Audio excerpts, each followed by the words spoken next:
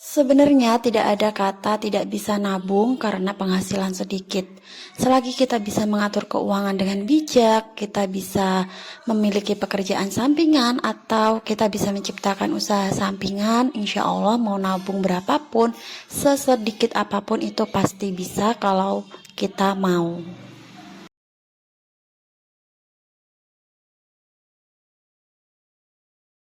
Assalamualaikum warahmatullahi wabarakatuh. Halo hai teman-teman, bunda-bunda semuanya. Apa kabar nih?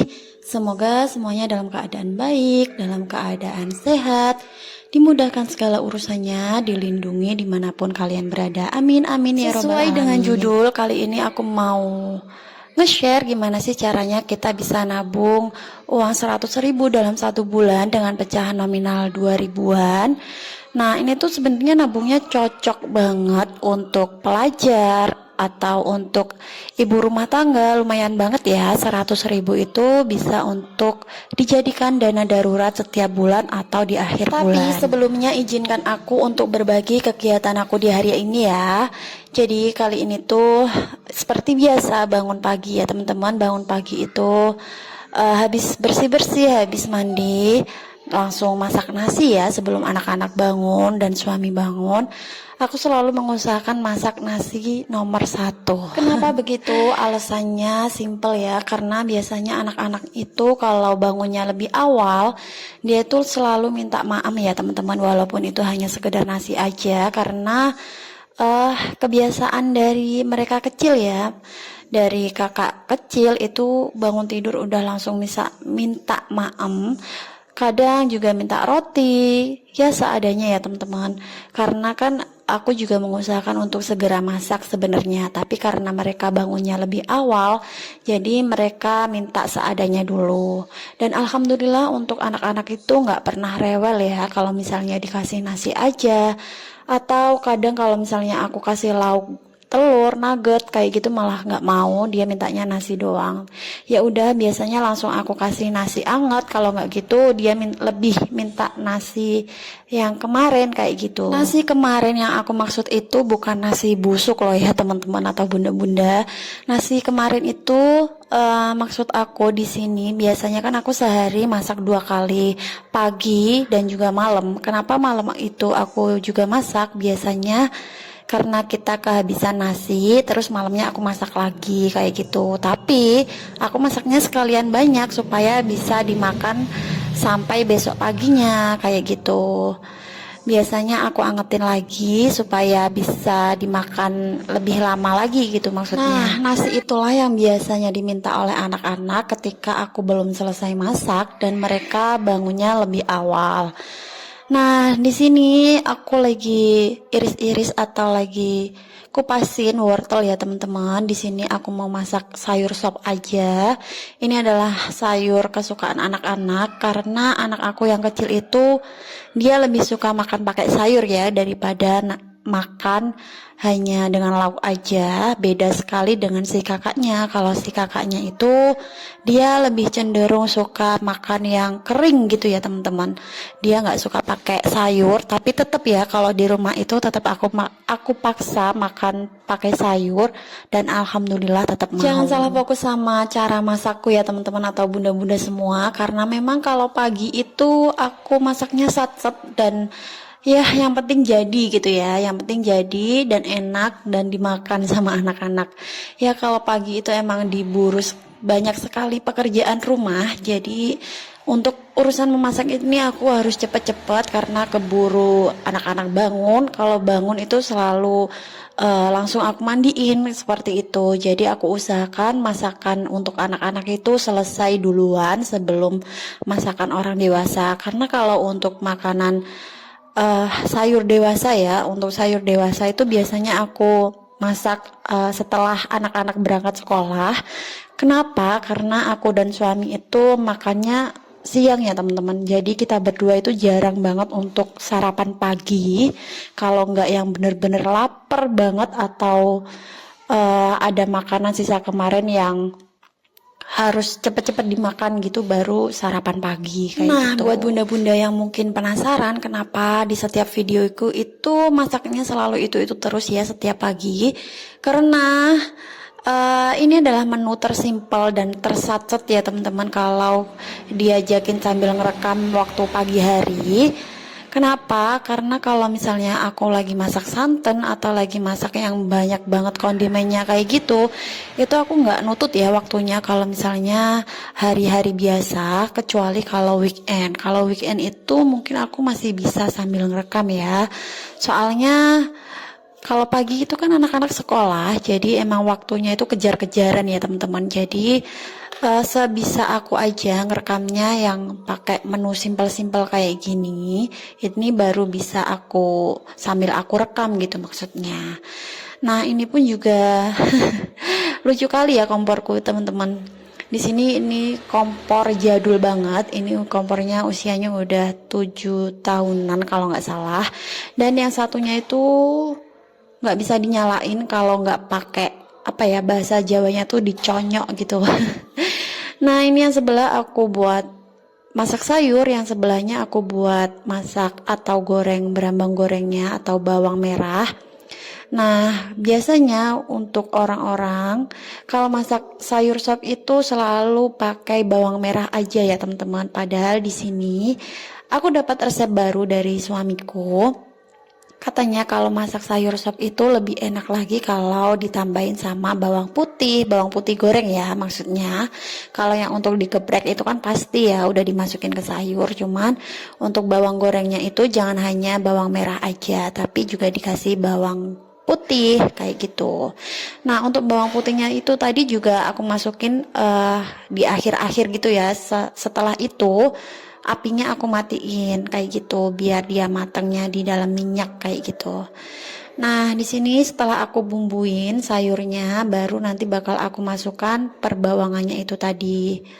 Tapi sebelumnya di sini aku masukin dulu untuk daun bawangnya supaya enak ya teman-teman. Di sini tuh jangan diaduk ya. Kalau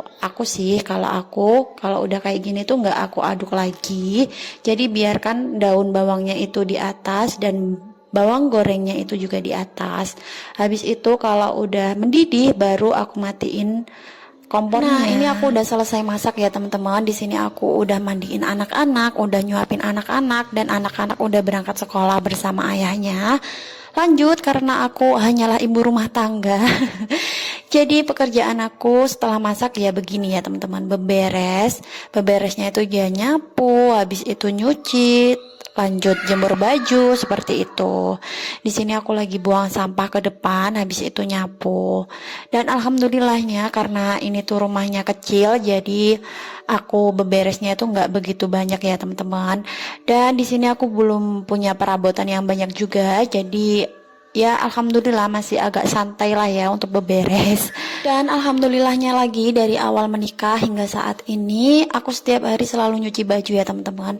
Dan itu pun nyuci bajunya manual. Kenapa aku setiap hari nyuci baju? Supaya aku waras aja gitu ya teman-teman. Karena apa ya, kalau setiap hari nyuci itu perasaan aku udah lega gitu. Karena per hari aja itu cuciannya udah 1 ember. Jadi kalau nggak dicuci rasanya gimana gitu.